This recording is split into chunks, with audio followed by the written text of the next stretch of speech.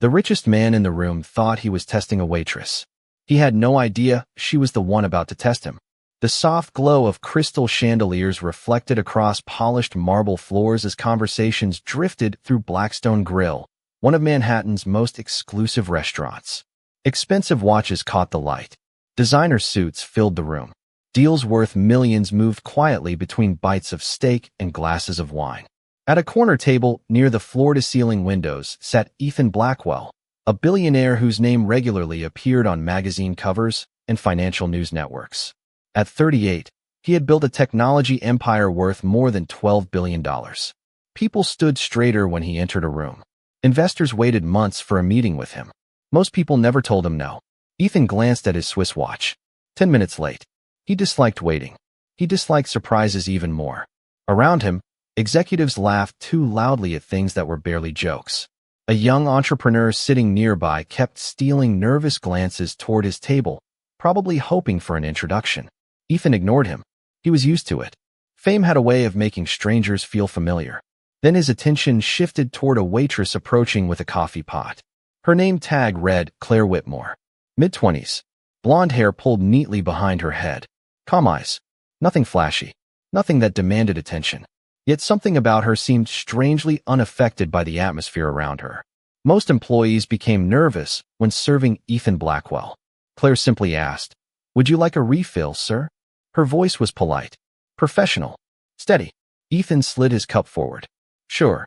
She filled the cup without spilling a drop. No small talk. No awkward compliments. No attempt to impress him. Just quiet efficiency. As she turned away, a folded leather wallet slipped from Ethan's jacket pocket and landed on the floor beside his chair.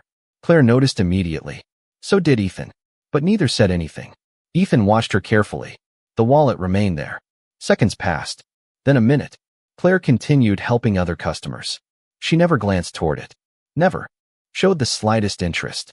Ethan almost smiled. Interesting. Most people would have rushed to return it. Others might have peeked inside first. Human nature fascinated him. People always revealed themselves eventually. 20 minutes later, Claire returned carrying another order. Her eyes landed on the wallet. She bent down, picked it up, and placed it gently beside Ethan's plate. "You dropped this earlier," she said. Ethan looked at her. "You didn't open it?" Claire blinked once. "Why would I?" The answer came so naturally that it caught him off guard. "Curiosity," Ethan replied. "Most people are curious." A faint smile appeared at the corner of her mouth. Curiosity and entitlement aren't the same thing. Then she walked away. Ethan leaned back in his chair. The response lingered in his mind longer than expected. Across the room, a few executives recognized him and approached to shake his hand. Ethan greeted them politely, but part of his attention remained fixed on Claire. She moved through the restaurant with a quiet confidence that seemed out of place. She wasn't trying to stand out, yet somehow she did.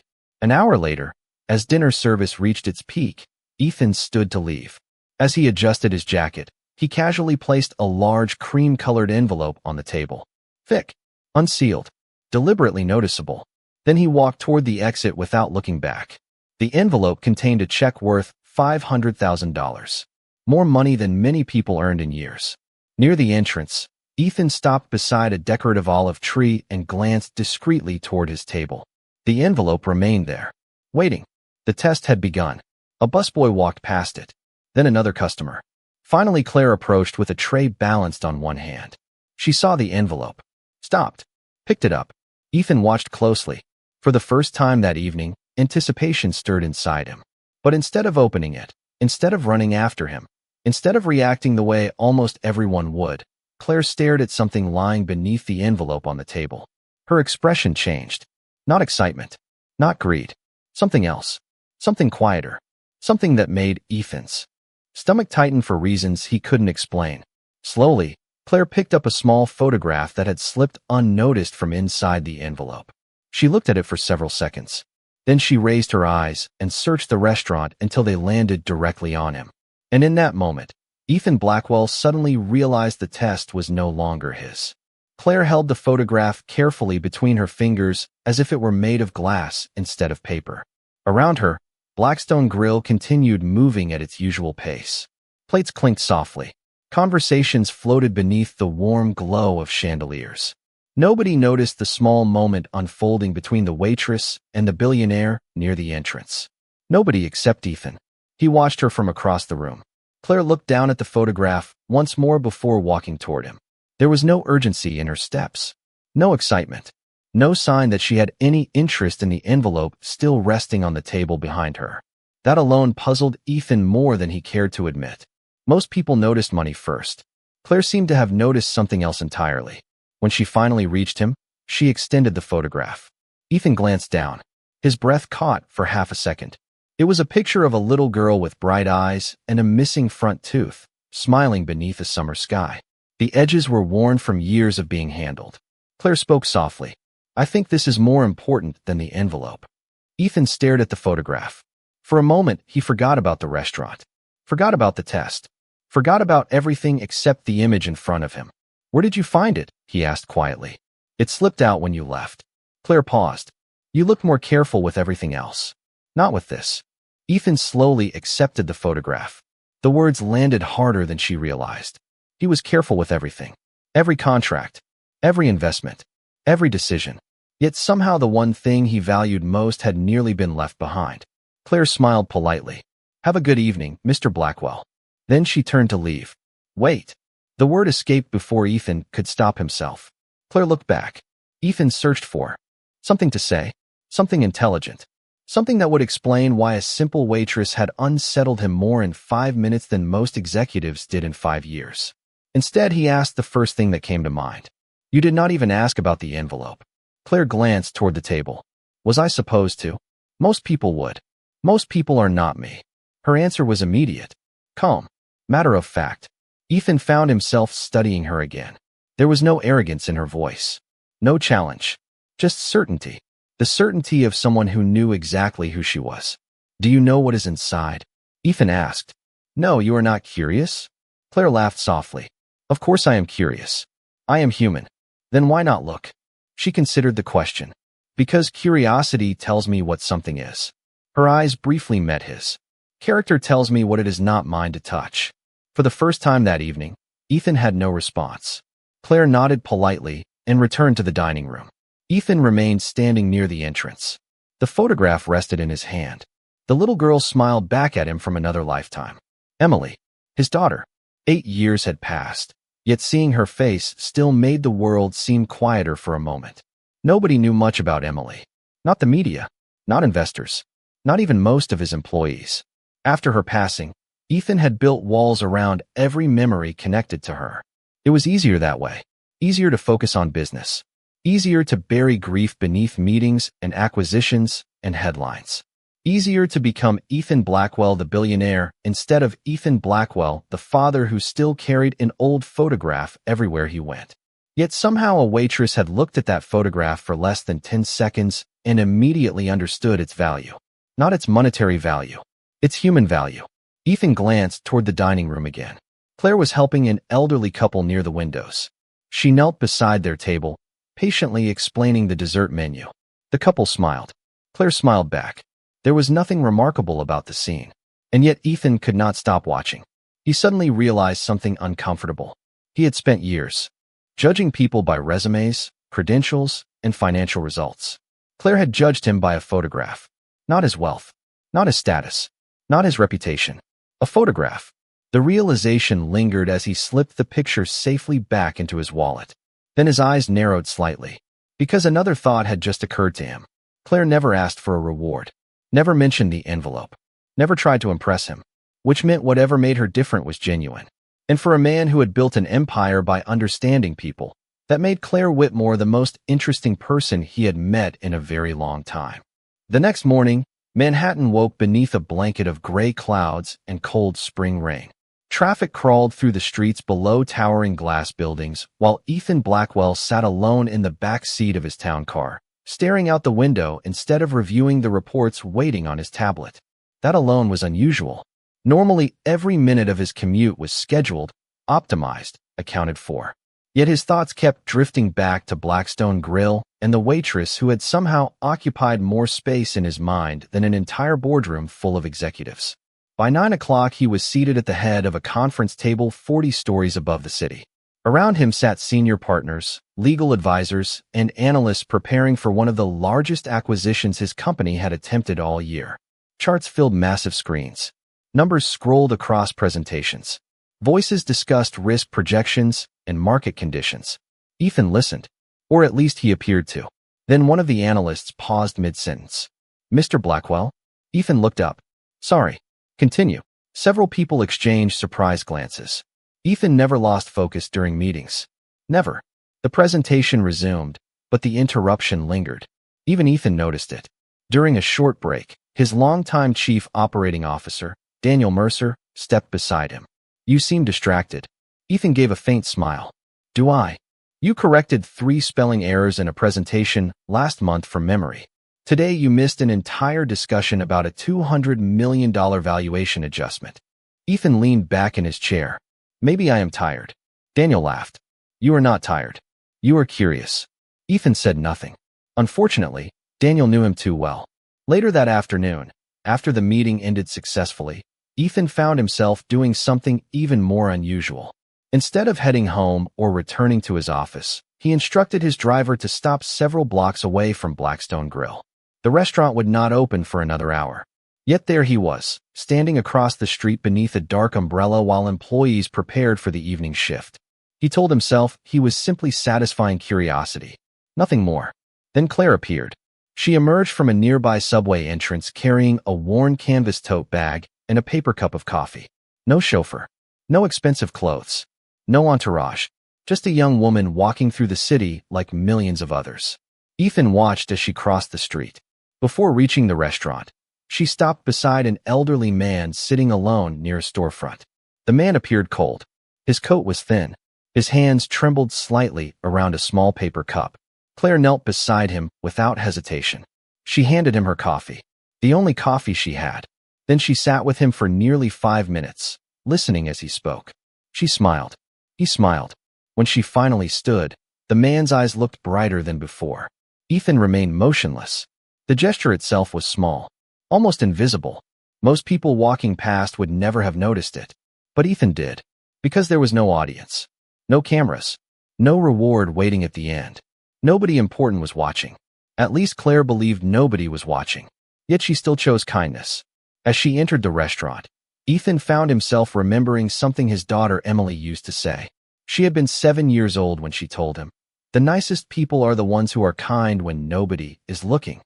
The memory arrived unexpectedly, softly, like sunlight through clouds. Ethan lowered his gaze. For years he had measured people by achievements, success, status, influence. Claire seemed to operate by an entirely different set of values. And for reasons he could not explain, he wanted to understand them. Across the street, the restaurant doors closed behind her. Ethan stood there for another moment before quietly returning to his car. He still believed he had been testing Claire. But for the first time, a troubling possibility entered his mind. Maybe every encounter since the night before had been revealing something about him instead. 2 days passed before Ethan returned to Blackstone Grill. He told himself it was coincidence. A convenient location. A familiar restaurant. An excuse that sounded reasonable enough even to him. Yet when his driver pulled up to the curb just after 6 in the evening, Ethan already knew exactly who he expected to see. Inside, the restaurant glowed with its usual elegance. Soft jazz drifted through the air. Glasses sparkled beneath warm light. The city moved beyond the windows like a river of headlights. Claire was working near the center of the dining room. She greeted customers, carried trays, and moved from table to table with the same quiet confidence he remembered. Nothing about her seemed different. Yet somehow everything felt different to Ethan. This time, instead of requesting a private corner, he chose a table near the middle of the room, a place where he could observe without hiding. When Claire approached, her expression remained professional. "Good evening, Mr. Blackwell." "Good evening, Claire." For a brief moment, surprise flickered across her face. Most wealthy customers never remembered the names of waitstaff. Ethan noticed. Claire handed him a menu. "Would you like your usual? You remember my order?" She smiled faintly. "It is my job to remember details." Ethan almost laughed. Fair enough. After she left, he found himself watching the room through a different lens. The restaurant was full of successful people. Executives, attorneys, entrepreneurs. People who measured achievement in dollars, titles, and influence. Ethan had spent his entire adult life among them. Yet the person who seemed most comfortable in the room was not sitting at any of the expensive tables. She was carrying plates between them. Half an hour later, a commotion near the entrance caught his attention. A young couple had arrived with a little boy no older than 6. The child looked nervous. He clung tightly to his mother's hand and refused to sit. His eyes darted around the unfamiliar restaurant. The parents looked embarrassed. Several nearby diners exchanged impatient glances. Ethan watched Claire approach. She crouched to the boy's level and spoke softly. The child did not answer. Claire simply listened. Then she pointed toward a folded paper menu and began drawing a tiny cartoon dog with a pen. Within seconds, the boy smiled. 5 minutes later, he was happily sitting at the table coloring while his relieved parents thanked her. The interaction lasted less than 3 minutes. Yet it changed the entire atmosphere around that family. Ethan found himself staring again. Not because what Claire did was extraordinary, but because it was natural, effortless. She seemed to notice needs other people missed. Later, when the dinner rush slowed, Ethan called her over. "Can I ask you something?" Claire set down a water pitcher. "You just did." Ethan smiled despite himself. "Why are you working here?" Claire tilted her head slightly. "Because they hired me." "That is not what I mean." She folded her hands behind her back. "Then what do you mean?" Ethan searched for the right words. "You seem capable of doing many other things." Claire studied him for a moment. "That sounds like a compliment." "It is." She glanced around the restaurant. Sometimes people assume a job tells them everything about a person. Ethan said nothing. Claire continued. "But a job only explains how someone earns a living. It does not explain who they are." The words settled heavily between them. Ethan thought about the analysts in his company, the executives, the investors, the countless introductions he had heard over the years. Net worths, credentials, accomplishments, labels. He suddenly realized how often he had confused those things with identity. Claire noticed his silence and smiled politely. "Was there anything else you needed tonight?" Ethan looked at her for a long second. Then he shook his head. "No." Claire nodded and turned away. But as she disappeared into the crowd of customers, Ethan experienced something unfamiliar. For years he had believed he understood people. It was one of the skills that made him successful. Yet the more he learned about Claire Whitmore, the more he realized how quickly he had judged her the first night they met. And for perhaps the first time in many years, Ethan Blackwell was beginning to wonder how many other people he had failed to truly see. The following week brought an unexpected challenge to Ethan Blackwell's company. A major partnership that had taken nearly a year to negotiate was beginning to unravel. Meetings stretched late into the evening. Advisors offered conflicting recommendations. Analysts filled conference rooms with projections and risk assessments. Yet the more information Ethan received, the less certain he became. One rainy Thursday night, after 12 exhausting hours at the office, he found himself once again sitting inside Blackstone Grill. The familiar sounds of the restaurant felt strangely comforting. Claire noticed the difference immediately. He looked tired. Not physically tired. Something deeper. The kind of exhaustion that comes from carrying responsibility for thousands of employees and billions of dollars in decisions. She approached his table with a glass of water. "Long day?" she asked. Ethan let out a quiet laugh. "That obvious? You have checked your phone 17 times in 10 minutes. Ethan looked at her. "You counted." "No," a small smile appeared. "But I noticed." Ethan shook his head. "That might be even more impressive." Claire set the water down. "Big problem." Normally, Ethan would never discuss business with anyone outside his executive team. Yet something about Claire made conversations feel uncomplicated. Honest. "There is a deal that is falling apart," he admitted. "Everyone keeps focusing on numbers. Nobody seems to understand the people involved." Claire considered that. Maybe because numbers are easier. Easier than what? Understanding people. Ethan leaned back in his chair. "You make that sound simple." "It is not simple." Claire glanced toward the dining room. "But it matters." Before Ethan could respond, another customer called her over. The conversation ended there. Yet her words remained with him. Understanding people.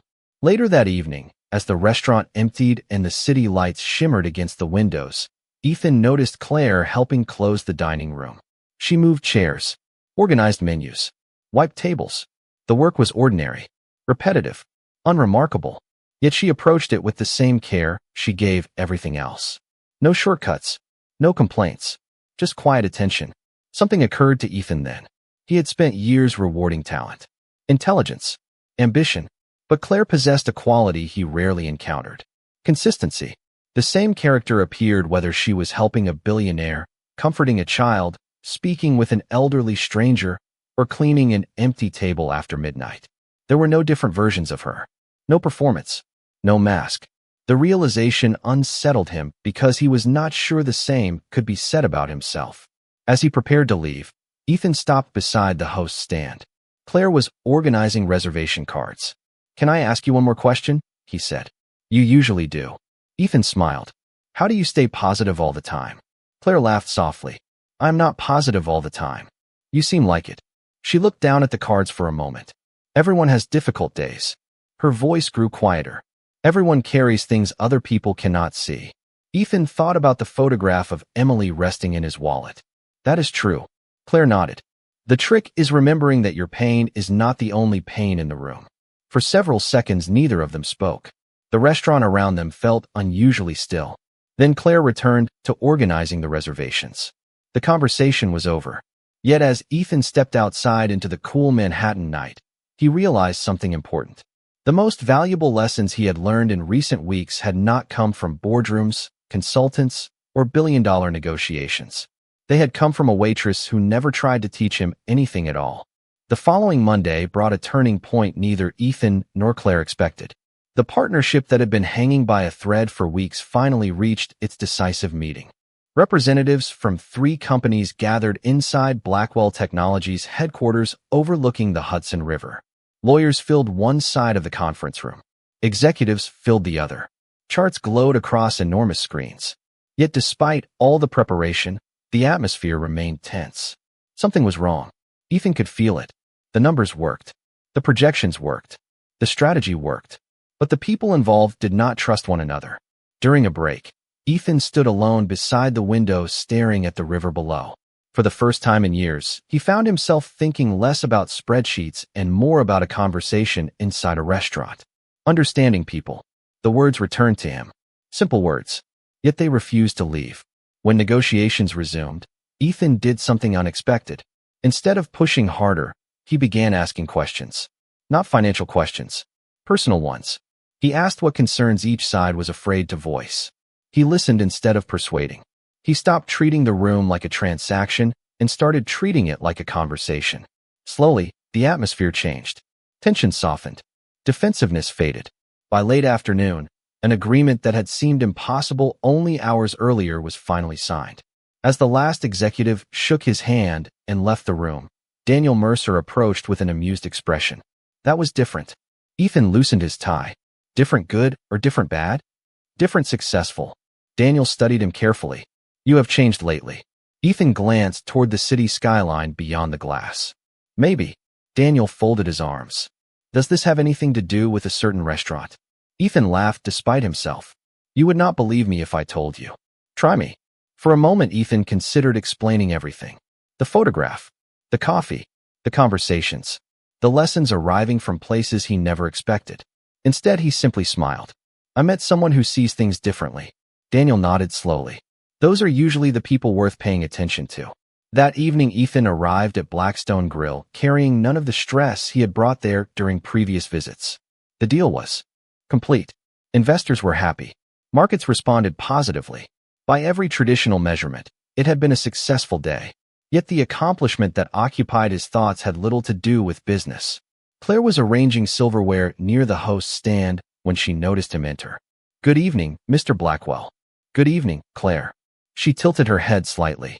You look less worried tonight. Ethan smiled. The problem was solved. Congratulations. I think you helped. Claire blinked. I did not attend any meetings. No. Ethan pulled out a chair and sat down. But you said something I needed to hear. For a moment, Claire looked genuinely confused. Then she laughed softly. That sounds dangerous. Ethan found himself laughing too. The sound surprised both of them. It had become rare over the years. Claire noticed. Good news really must have happened. Ethan glanced around the restaurant. Can I ask you something? Another question? Just one. I am starting to doubt that. Ethan leaned forward slightly. How do you always know what matters? Claire grew quiet. She looked toward the windows where rain tapped gently against the glass. I do not always know. Her voice softened. Life just teaches you that most things people chase are temporary. Ethan listened carefully. Claire continued. Money helps. Success helps. Recognition helps. But eventually people remember how you made them feel. The restaurant seemed quieter after she said it. Ethan thought about Emily. About the executives he had worked beside for years. About employees whose names he had never learned. About all the things he once believed were most important. Claire picked up a menu and prepared to return to work. Before leaving, she looked back at him and smiled. Besides, everybody is carrying something invisible. If you remember that, most decisions become easier. Then she walked away. Ethan watched her disappear into the dining room. For the first time since losing his daughter, he felt something unfamiliar settling quietly inside him. Not happiness. Not yet. But perspective. And sometimes perspective is where healing begins. Over the next several weeks, a quiet routine began to form. Ethan never announced when he was coming to Blackstone Grill. Claire never acted surprised when he arrived. Somehow, without either of them planning it, their conversations became part of the rhythm of the restaurant. Some evenings they spoke for only a minute. Other nights, a simple question turned into a discussion that lingered in Ethan's mind long after he left. One Friday evening, the restaurant was unusually busy. Every table was occupied. Reservations stretched late into the night. Claire moved through the dining room with her usual calm efficiency while customers competed for her attention.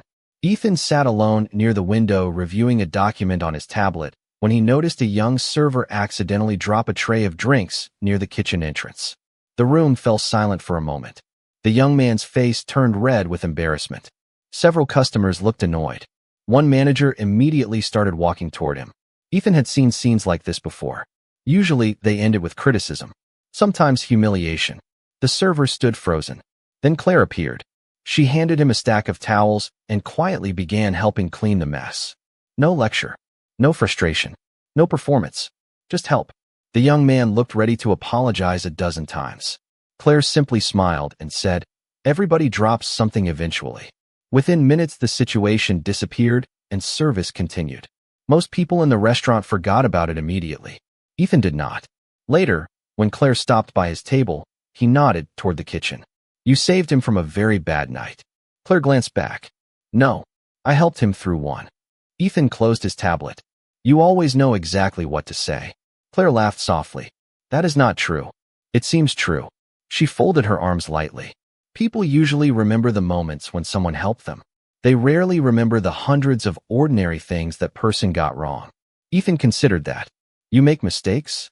Claire raised an eyebrow. "Constantly." "I do not believe that." "Then you have clearly never worked a dinner rush." Ethan laughed again. The sound felt easier now than it had in years.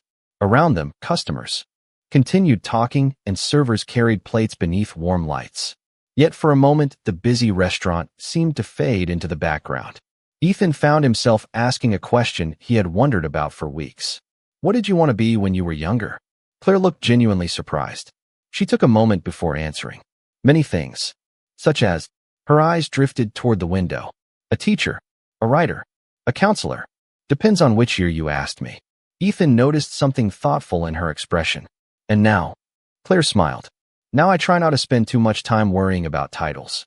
Most people do. Most people think happiness arrives after the next achievement.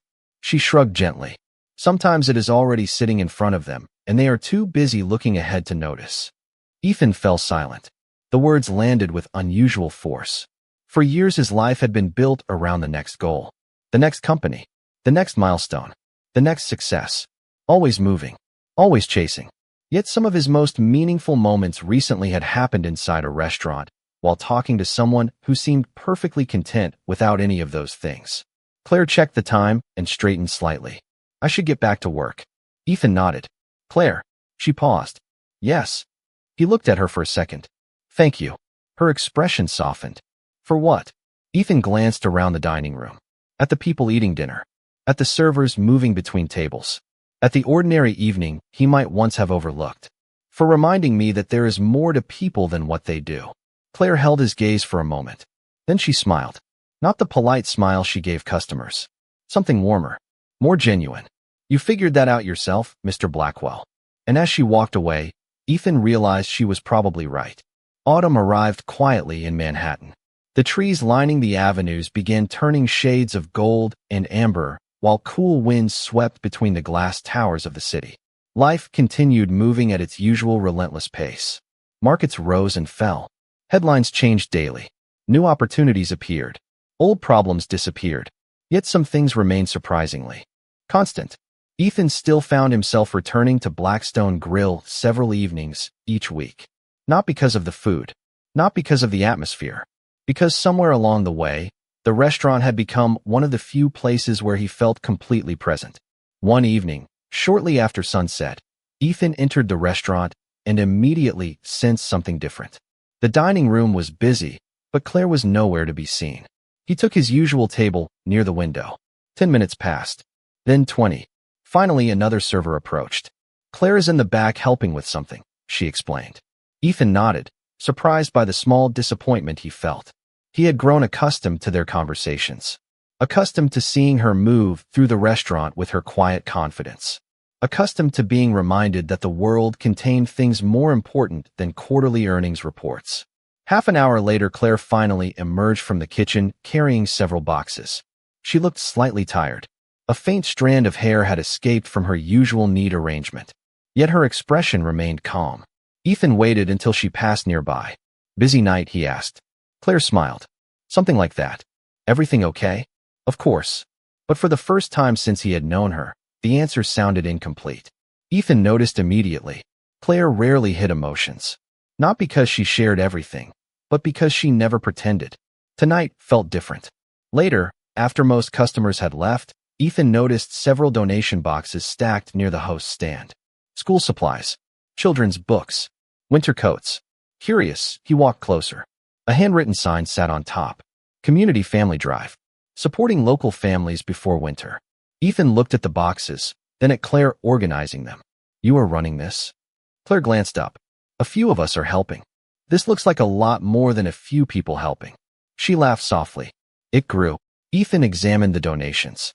Hundreds of items filled the containers. New backpacks, jackets, supplies. The kind of things many people never thought twice about purchasing. "How long have you been doing this?" he asked. 3 years. Ethan looked surprised. 3 years. Every fall. And you never mentioned it. Claire shrugged. Nobody asked. The answer made Ethan smile. Of course it did. For years he had attended charity galas where donors competed to have their names displayed on walls and banners. Yet Claire had quietly organized support for families without mentioning it once. No publicity, no recognition, no audience, just action. Ethan stood there for a moment studying the donation boxes. Then he noticed a photograph attached to one of the signs. A group of children smiling in front of a community center. Claire stood in the back row surrounded by volunteers. The happiness on the children's faces was unmistakable. "You spend a lot of time helping other people," Ethan said. Claire looked down as if the observation made her uncomfortable. "A lot of people helped me when I needed it. So this is how you repay them?" She thought about that. Maybe. Then her expression softened. Or maybe kindness works best when it keeps moving. Ethan fell silent. The phrase settled into his thoughts the same way many of her words did. Simple, honest, impossible to forget. He looked around the nearly empty restaurant, at the donation boxes, at the handwritten signs, at the woman standing beside them. Then a realization slowly formed. For months he had been trying to understand why Claire affected him differently than anyone else he knew. Why conversations with her stayed with him long after they ended. Why her opinions seemed to matter more than those of people with far greater status or influence. Standing there, he finally understood. Claire never treated people according to what they could offer her. She treated them according to who they were. Rich or poor, powerful or forgotten, important or invisible. The standard never changed. And in a world where almost everything had a price, that kind of character felt priceless. The first snowfall of the season arrived in early December. Small white flakes drifted past the windows of Blackstone Grill, softening the noise and motion of Manhattan beyond the glass. Inside, the restaurant glowed with warmth. Customers lingered over dinner. Holiday music played quietly in the background. The donation drive Claire had organized was ending that evening, and the collection area near the entrance was overflowing. Winter coats, school supplies, boxes of food, gifts for families she would probably never meet. Ethan stood near the display, taking it all in. Weeks earlier, he would have measured success by numbers. Today he found himself impressed by something that could not be measured at all. Claire approached carrying a clipboard. "The final pickup arrives tomorrow morning," she said. Ethan nodded. "You did all this without asking for recognition." Claire smiled. "The families receiving it do not care whose name is attached to the boxes." Ethan looked around the restaurant. Most people would want credit. Most people are free to want whatever they like. Her answer carried the same calm certainty he had come to admire. For a moment, they stood quietly together. Then Ethan reached into his jacket pocket and removed a folded envelope. Claire immediately laughed. "Another test?" Ethan shook his head. "No." He placed the envelope on the counter. "No tests." Claire opened it carefully. Inside was a donation large enough to support the community program for years. Her eyes widened. "Ethan, please let me finish." His voice remained gentle. "The first night we met, I thought I understood exactly who you were." Claire listened without speaking. "I saw a waitress." He glanced down briefly. "That was all I saw." Around them, the restaurant seemed to fade away. The conversations, the music, the clinking glasses.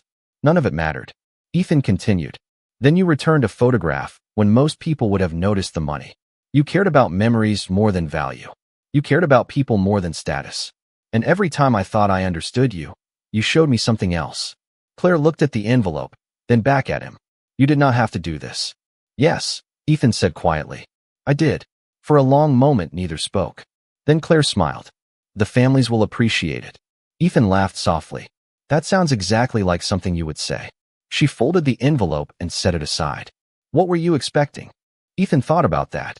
Months ago, he might have expected gratitude, admiration, excitement. But Claire had never treated him differently because of his wealth. She had always spoken to him exactly the same way she spoke to everyone else. And somehow that had become one of the things he valued most. As the evening drew to a close, customers began leaving. Chairs were stacked. Lights dimmed. Snow continued falling outside. Ethan prepared to leave as well. At the entrance, he paused and looked back. Claire was helping another employee clean tables, just as she always did. No spotlight. No audience. No need for either. "Claire," he called. She turned. "Yes." Ethan smiled. "You know, for a long time I thought success was about building something people would remember." Claire waited. "Now," she asked. Ethan glanced around the restaurant one last time. "Now I think it is about becoming someone worth remembering." Claire's expression softened. She nodded once. "That is a much better goal." Ethan stepped outside into the falling snow. The city remained as busy as ever. The towers still reached into the clouds. The markets would open again tomorrow. Business would continue. Life would continue. Yet as he walked down the sidewalk, he realized something had changed forever. Months earlier, he had entered a restaurant believing he was testing a stranger. Instead, through quiet actions, simple conversations, and unwavering character, she had revealed truths he had spent years overlooking. And the lesson stayed with him long after the snow melted and the seasons changed. Titles fade. Wealth comes and goes. Positions change. But character remains. Sometimes the most extraordinary people are the ones the world barely notices. And sometimes the person carrying a tray is carrying wisdom that money can never buy.